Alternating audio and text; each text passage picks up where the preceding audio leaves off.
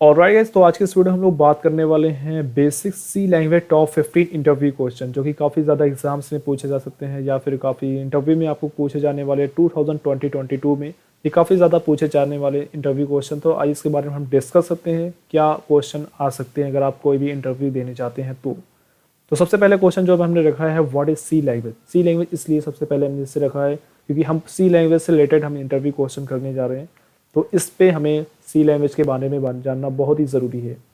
तो C language are developed by Dennis Ritchie and for the creating system application that directly interact with the hardware device.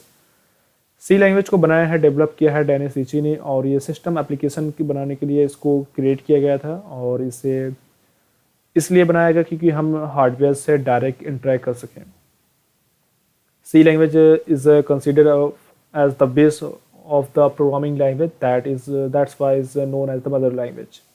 C language programming का base है क्योंकि सी language को develop किया था 1972 में। उसके बाद सारी लैंग्वेजेस आती हैं, जावा, पीएचपी, पाइथन वगैरह सारी सी लैंग्वेज के बाद ही आती हैं। तो सी लैंग्वेज को 1972 में डेवलप किया गया था, डेनिस रिची ने अमेरिका मेलैंड में इसको किया था।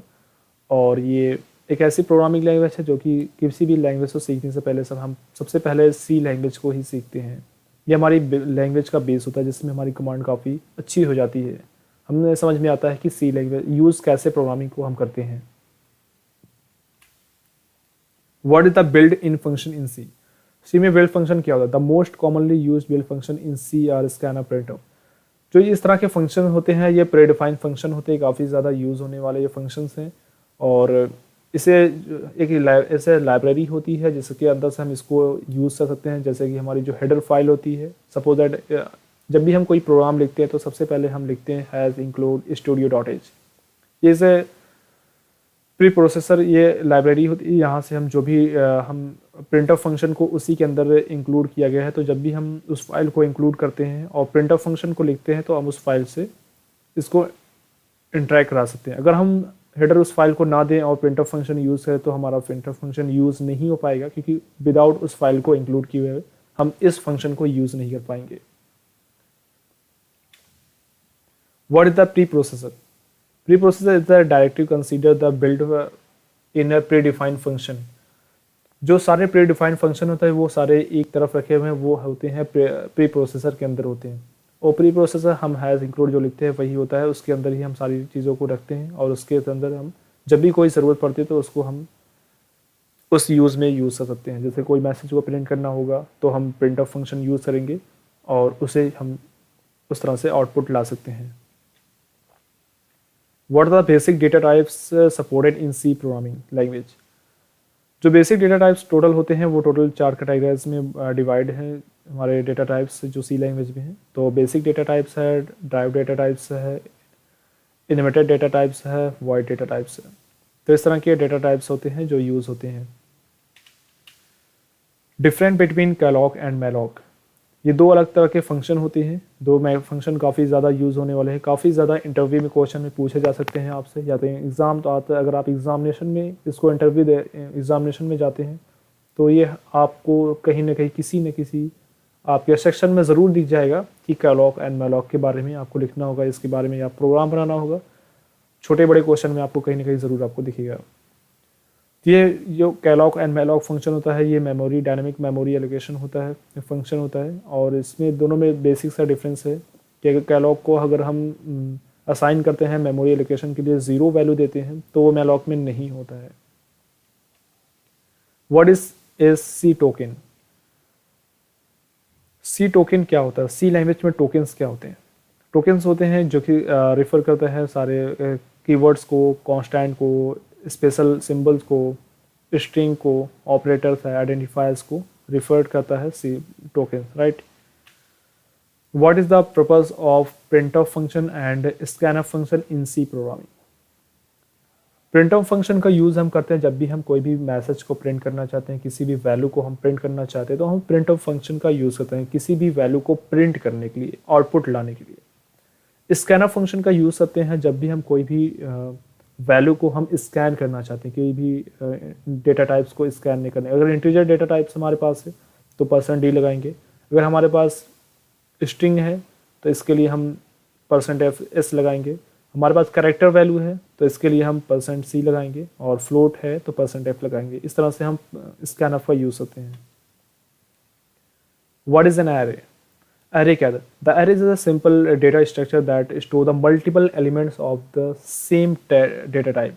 सेम डेटा टाइप में मल्टीपल वैल्यू को स्टोर करता है, और मल्टीपल डेटा टाइप्स की वैल्यू को स्टोर कर देता है receive and the sequentially manner में। There are 3 types of array, जैसा कि वन डायमेंशनल एरे जिसे हम सिंगल डायमेंशनल एरे भी कह सकते हैं, 2 dimensional array and multi dimensional array. ये 3 तरह के एरे के होते हैं, 1, 2 and multi, right. Main difference between the compiler and the interpreter, ये 2 तरह के का, एक कंपाइलर होता है, एक इंटरप्रेटर होता है। Compiler is used to C language that is the translate the complete code into the machine code into the one shot. Compiler जो होता है एक ही बार में कोड को चेक कर लेता है, और जो इंटरप्रेटर होता है ये जावा में प्रोग्रामिंग लैंग्वेज से यूज़ होते हैं, ये हाई एंड प्रोग्रामिंग लैंग्वेज में यूज़ होता है। It is design by the compile code into the line by line. ये जो इंटरप्रेटर होता है और कंपाइलर में दोनों में यही डिफरेंस है कि कंपाइलर वन टाइम में चेक करता है, और इंटरप्रेटर जो होता है वो लाइन बाय लाइन कोड को चेक करता है। How is a function declare in C language? A function in C language is declare as follow. जैसा कि आप यहाँ पर चेक सकते हैं, रिटर्न टाइप अपने फंक्शन का नाम डाल दिया, यहाँ पर कोई भी यहाँ पे आप डाल सकते हैं, प्रीडिफाइंड फंक्शन आप बना सकते हैं, और यहाँ पे जो भी आप पैरामीटर डाल सकते हैं। यहाँ पे फंक्शन के अंदर जो बॉडी है इसके अंदर जो भी आप एग्जीक्यूशन करना चाहते हैं, प्रोग्राम लिखना चाहते हैं, लिख सकते हैं। What do you mean by the nested structure? Nested structure क्या होता है? When A data member of one of structure refer by the data member of another function, then the structure is called the nested structure. nested structure क्या होता है कि जब भी हम कोई भी स्ट्रक्चर बनाते हैं, उस स्ट्रक्चर के अंदर भी हम स्ट्रक्चर फंक्शन बना के, एक फंक्शन है उसके अंदर एक फंक्शन बना दिया, तो उस तरह से हो गया नेस्टेड स्ट्रक्चर। स्ट्रक्चर के अंदर स्ट्रक्चर बनाएंगे तो वो नेस्टेड हो जाता है। How to implement static variable in C? The keyword static is the value is used to while declaring the static variable। यहाँ पर आप देख सकते हैं, अगर हमने सिंटैक्स के बारे में बात करें, स्टैटिक यहाँ पे डाल दिया, इसके बाद डेटा टाइप का नाम लिखेंगे, यहाँ पर जो भी आप वेरिएबल का नाम लिखेंगे, और यहाँ पर आप वैल्यू लिखेंगे, राइट, उस वेरिएबल की। यहाँ पर अगर एग्जांपल में देख सकते हैं आप, स्टैटिक में लिखा, यहाँ पे इंट डाली और उसकी वैल्यू डाली, इंटीजर की जो भी वैल्यू है उसका लिखा, और उसके बाद वैल्यू का नेम लिखा, और वैल्यू की जो हमने जो इंट टाइप की वैल्यू है उसमें नेम के उसकी वैल्यू हम डाल सकते हैं। तो इंट ABC इसकी वैल्यू 80 हो गई। तो इस तरह से हम स्टैटिक वेरिएबल को डिफाइन कर सकते हैं। Which statement is efficient by and efficient and why? x equal to x plus 1 first हो गया, एंड दूसरा है x plus plus.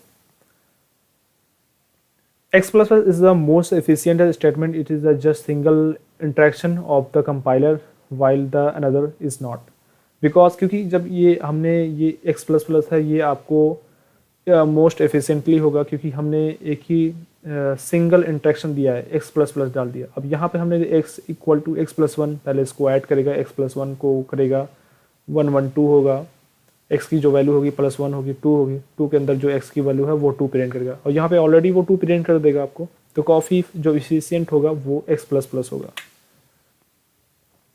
Can I declare the same variable name to the variable which are different scopes?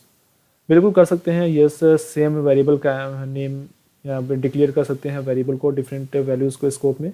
आप यहाँ पर देख सकते हैं इंट जो वैर बनाया हमने, और वाइड फंक्शन जो हमने डाला, उसके बाद इंट वेरिएबल हमने डाल दिया, और यहाँ पर इंट वैल्यू मेन है फंक्शन है, इसके अंदर इंट वेरिएबल, ये दोनों अलग अलग स्कोप में अपना काम कर सकते हैं।